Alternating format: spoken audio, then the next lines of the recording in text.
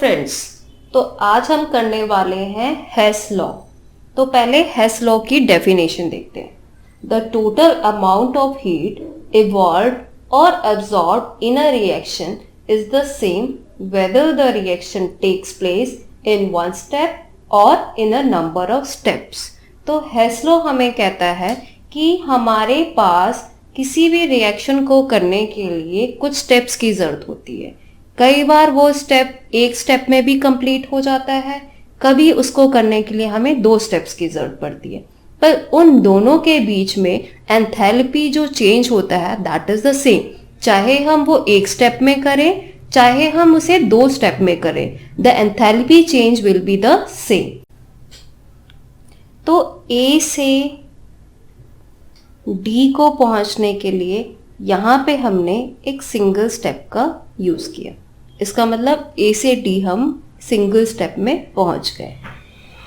Now एक इसी reaction को करने के लिए हमने 2 स्टेप की हेल्प ली। मतलब कि ए से पहले हम गए बी और उसके बाद बी से हम गए डी। तो हम देख रहे हैं कि ए से डी को पहुंचने के लिए पहले हमने एपी कवर किया, उसके बाद हमने पीडी को कवर किया, ठीक है। और यहाँ पे हमने सिंगल से स्टेप में इसे कवर कर लिया। इसका मतलब डायरेक्ट ए टू डी। पर है तो ये एक सेम ही रिएक्शन, और सेम ही रिएक्शन है तो डेल्टा एच दोनों केस में सेम होगा। कहने का मतलब ये है कि डेल्टा एच की वैल्यू सेम रहेगी, चाहे किसी भी रिएक्शन को हम एक स्टेप में करें चाहे उसे करने के लिए हम 2 स्टेप का यूज करें। And that is Hess law. तो चलिए अब हम इसके न्यूमेरिकल्स करें। तो क्वेश्चन में हमें formation of carbon dioxide and formation of water दिया है, ठीक है। तो इसके अंदर CO2 की फॉर्मेशन, ठीक है। तो CO2 बनता कैसे है? Carbon plus oxygen gives carbon dioxide. तो इसकी एंथैल्पी ऑफ फॉर्मेशन हमें दे रखी है। तो इसकी वैल्यू है हमारे पास -393.3 किलो जूल्स पर मोल, ठीक है। अब हमारे पास वाटर की फॉर्मेशन दे रखी है। तो water is H2 plus O2 H2O। तो इसका मतलब 1 मोल ऑफ वाटर H2 और ऑक्सीजन से बनता है। तो इसकी फॉर्मेशन वैल्यू भी दे रखी है, that is -286.2 kilo joules per मोल। पर ये जो इक्वेशन है ये हमारा बैलेंस्ड फॉर्म में नहीं है, तो पहले इसको हम बैलेंस करेंगे। तो अब ये हो गया बैलेंस्ड इक्वेशन। तो इसमें हमें ये चीज ध्यान रखनी है कि एंथैल्पी ऑफ फॉर्मेशन, मतलब जिसको फॉर्म करना है, जैसे वाटर जैसे कार्बन डाइऑक्साइड, वो 1 मोल ही होना चाहिए, ठीक है। That is enthalpy of formation. तो यहाँ पे 1 मोल ऑफ वाटर बनाने के लिए -286.2 किलो जूल्स पर मोल का एनर्जी है, एंथैल्पी है, ठीक है। तो अब हमें नेक्स्ट पॉइंट दे रखा है एथाइलिन की कंबस्टन। तो एथाइलिन की कंबस्टन कैसे होती है? C2H4 कंबस्टन के लिए चाहिए हमें ऑक्सीजन, तो ये बनेगा, हमें देगा, तो कंबस्टन में हमें मिलेगा कार्बन डाइऑक्साइड एंड वाटर। पर ये बैलेंस्ड इक्वेशन नहीं है, तो इसको हम बैलेंस करेंगे, ठीक है। अब हम इसकी कंबस्टन एंथैल्पी लिख लेंगे। तो C से कंबस्टन, तो डेल्टा HC की वैल्यू है -1410.0 kilo joules per mole. Now let's do the question. तो हमें क्वेश्चन में पूछा गया है कि enthalpy of formation of ethylene निकालो। ठीक है, तो इसका मतलब we have to find delta HF of C2H4। ठीक है, अब C2H4 बनता कैसा है? C प्लस H2 से हमारे पास C2H4 मिलता है। अब हम इसको बैलेंस कर देते हैं, तो ये आया ट्वाइस, ये आया ट्वाइस, तो ये बन गया C2H4। अब हमें यहाँ पे ये चीज़ नोटिस करनी है कि ये 1 मोल है जिसकी हम फॉर्मेशन निकालने जा रहे हैं। तो अब हम क्या करेंगे, हमारा मेन एम है इस रिएक्शन को निकालना, और ये रिएक्शन हमें कहाँ से निकालना पड़ेगा? इन 3 रिएक्शंस को यूज़ करके। तो इसलिए अब हम इन रिएक्शन के नंबरिंग करेंगे। तो इसको हम इक्वेशन नंबर 1, इसको इक्वेशन नंबर 2 और इसको इक्वेशन नंबर 3 पुट करेंगे। तो हमारा इस क्वेश्चन के अंदर एम होगा कि कार्बन, हाइड्रोजन और C2H4 सिर्फ बच जाए, बाकी चीज़ें रिमूव हो जाए। तो रिमूव करने के लिए हम एक ट्रिक लगाएंगे। ट्रिक क्या होगा? यहाँ पे हमारे पास 2 कार्बन डाइऑक्साइड है और यहाँ पे हमारे पास 2 टाइम्स ऑफ वाटर है। तो यहाँ पे हमें दिया है 1 वाटर, यहाँ पे है 1 कार्बन डाइऑक्साइड। तो यहाँ पे हम क्या करेंगे, पहले इक्वेशन नंबर 1 और इक्वेशन नंबर 2 दोनों को ही हम 2 से मल्टीप्लाई करके डेल्टा HF की वैल्यू निकाल लेंगे। तो वो हम यहीं पे कर लेते हैं। तो आगे हम इसको पहली और सेकेंड इक्वेशन को 2 से मल्टीप्लाई करेंगे। तो यहाँ वैल्यू निकाल के रख लेते हैं, डेल्टा H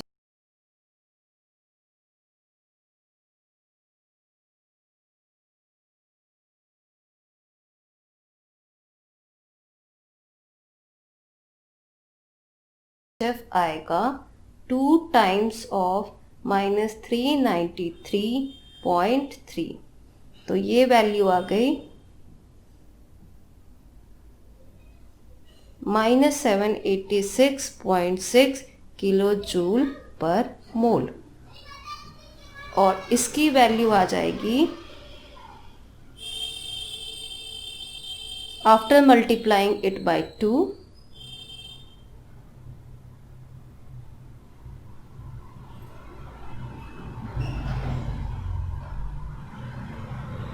ठीक है। तो यहाँ पे हमने इसको 2 से मल्टीप्लाई किया। अब हम देखते हैं कि इसकी क्या आगे वैल्यू आएगी। तो इन शॉर्ट पहले हम इसकी समरी सी बना के यहाँ लिख लेते हैं, ठीक है। तो अब हमने पहली इक्वेशन को 2 से मल्टीप्लाई किया था, 2C बन गया, 2 टाइम्स ऑफ ऑक्सीजन बन गया, और ये 2 टाइम्स ऑफ कार्बन डाइऑक्साइड बन गया। इसकी वैल्यू हमने पीछे निकाली ली थी, that was -786.6 kilo joules per मोल। इसी तरीके से हमने वाटर की वैल्यू निकाली थी, 2 times of hydrogen, 2 times of half of oxygen and 2 times of water. तो इसकी वैल्यू आई थी हमारे पास -572.4 किलो जूल्स पर मोल, ठीक है।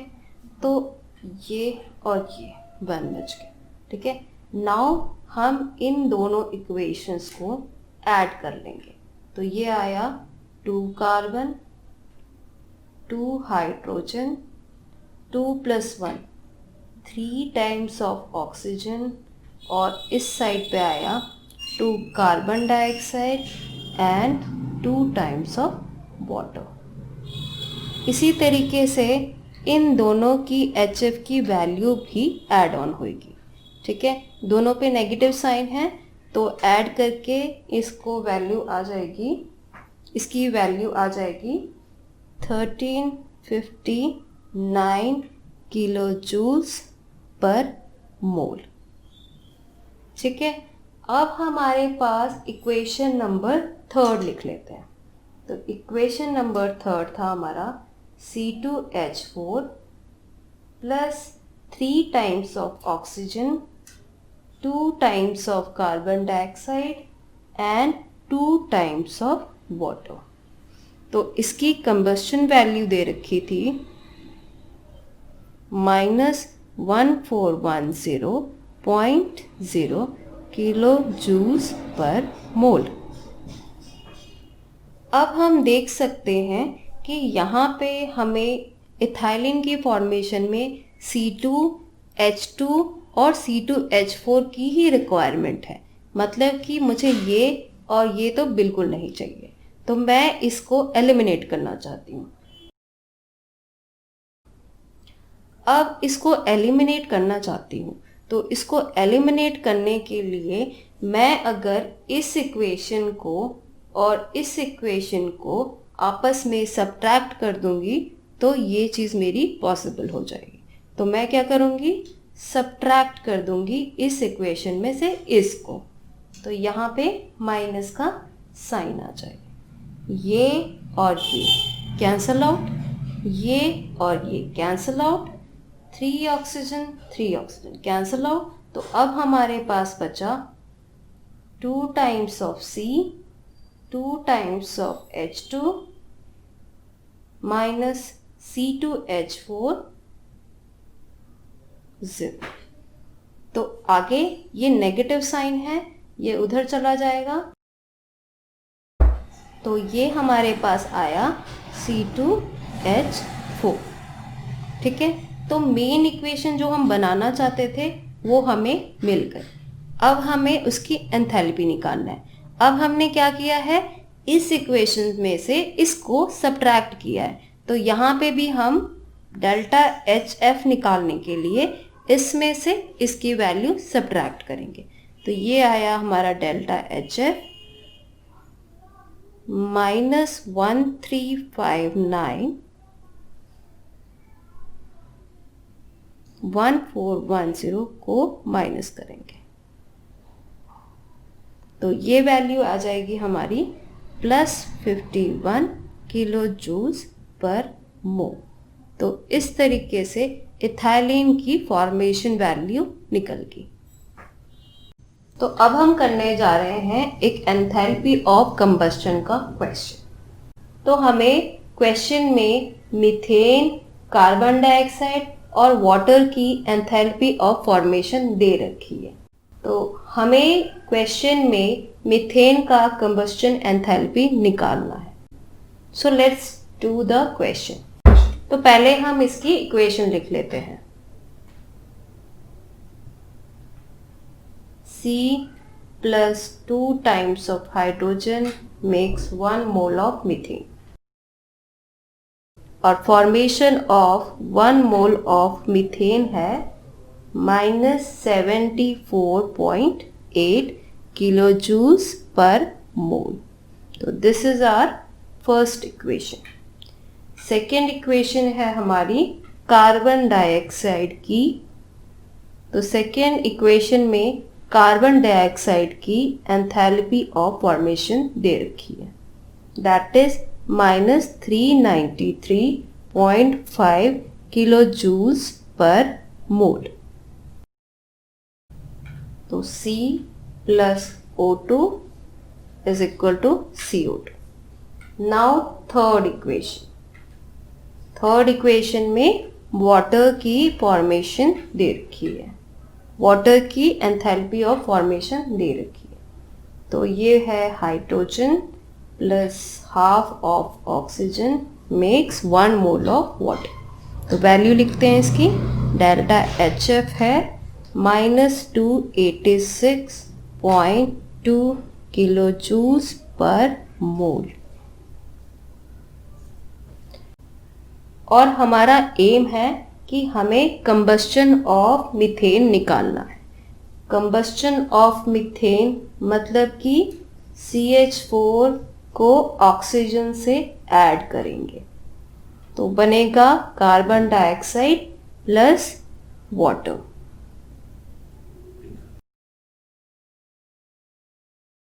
तो यहाँ पे इसे हम कहेंगे कंबस्शन ऑफ मीथेन, क्योंकि हमने इसे ऑक्सीजन की प्रेजेंस में कंबस्शन किया, क्योंकि ऑक्सीजन की प्रेजेंस में हमने इसे बर्न किया, मीन्स कंबस्शन किया। तो कंबस्शन में हमें ध्यान रखना है कि जिसकी भी कंबस्शन हम करने जा रहे हैं दैट शुड बी 1 मोल। जैसे कि पिछले इक्वेशंस में हमने किया था कि हमें फॉर्मेशन करनी थी, तो वहां पे जिस चीज को फॉर्म कर रहे थे दैट शुड बी 1 मोल, और यहाँ पे हम कंबस्शन कर रहे हैं तो जिसकी भी कंबस्शन हम करेंगे दैट शुड बी 1 मोल। तो मेन एम है इस इक्वेशन को निकालना फ्रॉम दीज इक्वेशंस। ठीक है, तो इसको करने के लिए अगेन हमें कुछ ट्रिक लगाना पड़ेगा। ट्रिक क्या लगाएंगे?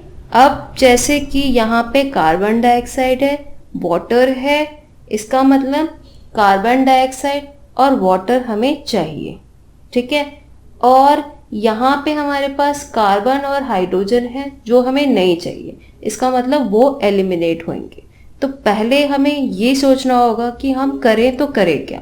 तो सबसे पहले यहाँ पे H2O है ट्वाइस, इसका मतलब ये वाटर हमारा 2 के साथ मल्टीप्लाई होगा, और कार्बन डाइऑक्साइड 1 है, इसका मतलब ये 1 ही रहेगा और इसके साथ ये ऐड होगा। तो अब हम इस क्वेश्चन को सॉल्व करते हैं। तो जैसा कि मैंने बोला था कि कार्बन डाइऑक्साइड हमें 1 ही चाहिए, तो इसकी इक्वेशन एज इट इज, तो इसकी enthalpy delta HF is -393.5 kilo joules per mole. Now third equation में हमें 2 से मल्टीप्लाई करना था, तो ये बन जाएगा 2H2 2 times of half of oxygen 2 times of water. तो इसके डेल्टा HF की वैल्यू को हम 2 से मल्टीप्लाई करेंगे।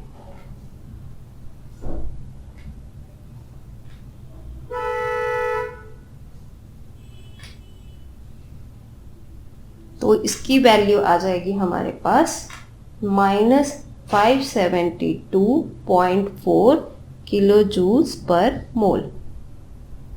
अब हमें इन दोनों इक्वेशन की वैल्यू को ऐड करना है, तो ये आएगा carbon oxygen 1 and 1 means 2 times of oxygen 2 times of hydrogen, और यहाँ आया carbon dioxide plus 2 times of water. तो यहाँ पे हमने दोनों रिएक्शंस को ऐड किया है और अब हम इनकी एंथैल्पीज को ऐड करेंगे। तो इन दोनों को प्लस करके आएगा -965.9 किलो जूल्स पर मोल।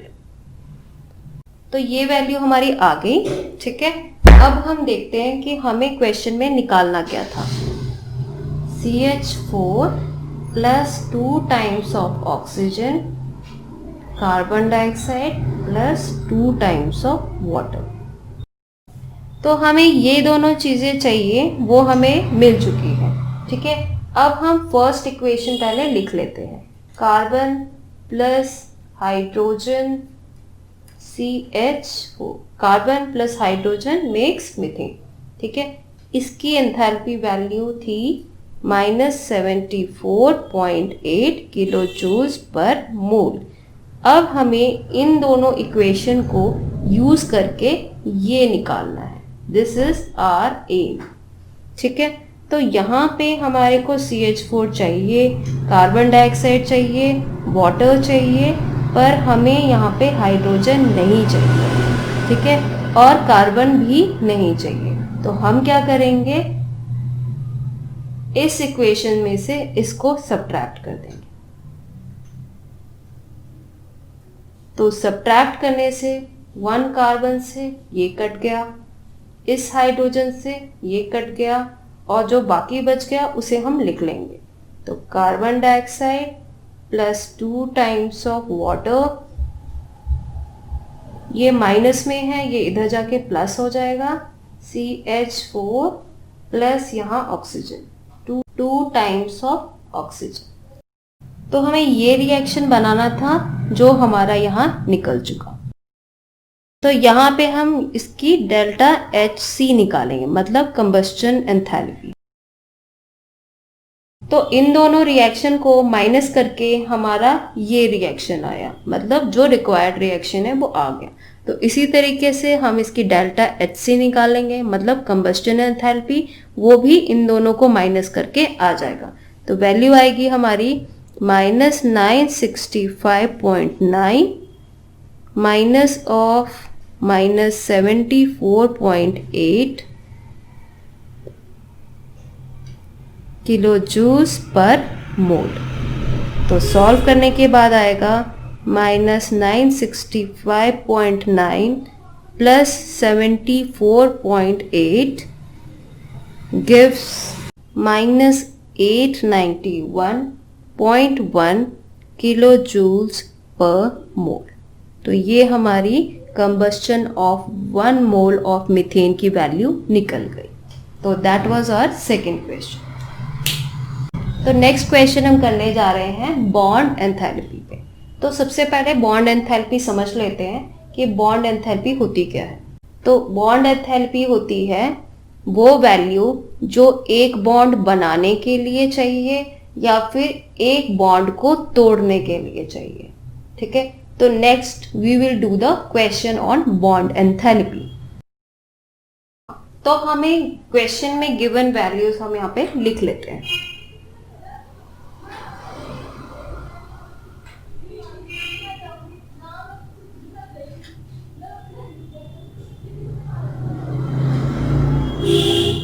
तो हाइड्रोजन की बॉन्ड एंथैल्पी है 434 किलो जूल्स पर मोल।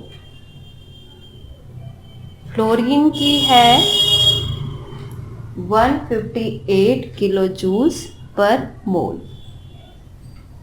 हाइड्रोजन फ्लोराइड की दी हुई है 565 किलो जूल्स पर मोल।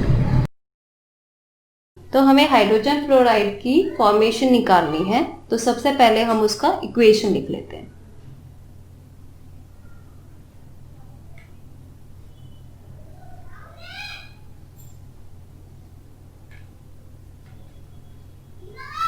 अब हमें फॉर्मेशन ऑफ हाइड्रोजन फ्लोराइड करना है। तो ये हमारा 1 मोल होना चाहिए। ठीक है, तो ये हमें ऐसे ही दिया हुआ है।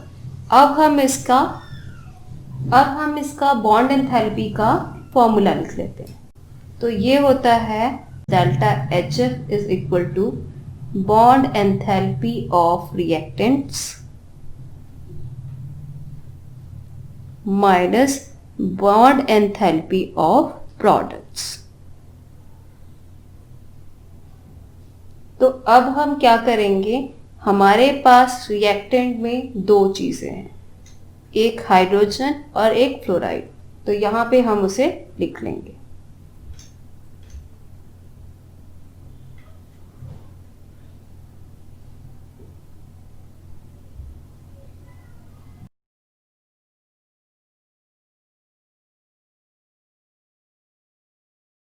Now product bond enthalpy of HF। अब हमारे पास गिवन वैल्यूज हम इसमें पुट कर देंगे। तो half of 434 plus half of 158 minus 565। तो ये हमारे पास आ जाएगा 217 प्लस 79 माइनस 565। तो इसको सब्ट्रैक्ट करके हमारे पास आ गया -269 किलो जूल्स पर मोल। तो इस तरीके से हमारा बॉन्ड एंथैल्पी पे क्वेश्चन भी कंप्लीट हुआ। तो हम एक टिप सीख लेते हैं जो कि आपको बॉन्ड एंथैल्पी में काम आएगा। तो ये है मीथेन।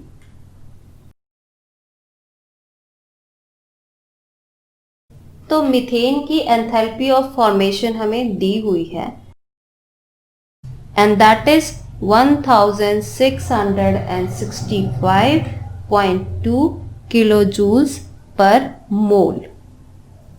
अब जो ये फॉर्मेशन वैल्यू हमें मीथेन की दी हुई है वो इन चारों की मिला के दी हुई है। Our aim is to find out the bond enthalpy for methane.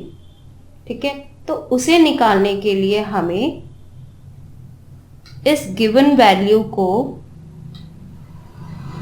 4 से डिवाइड करना पड़ेगा। 4 से हम इसलिए डिवाइड करेंगे क्योंकि ये फॉर्मेशन वैल्यू इन सब के लिए दी हुई है और इसमें 4 बॉन्ड है, पर बॉन्ड एंथैल्पी होता है सिर्फ एक बॉन्ड का, तो इसलिए हम इसको 4 से डिवाइड करके इसकी वैल्यू निकाल लेंगे। तो ये आ जाएगी 1665।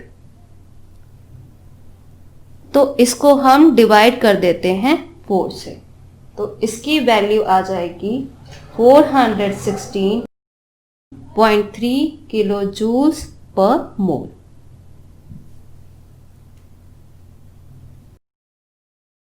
तो इस तरीके से हम एंथैल्पी ऑफ फॉर्मेशन से बॉन्ड एंथैल्पी निकाल सकते हैं। So this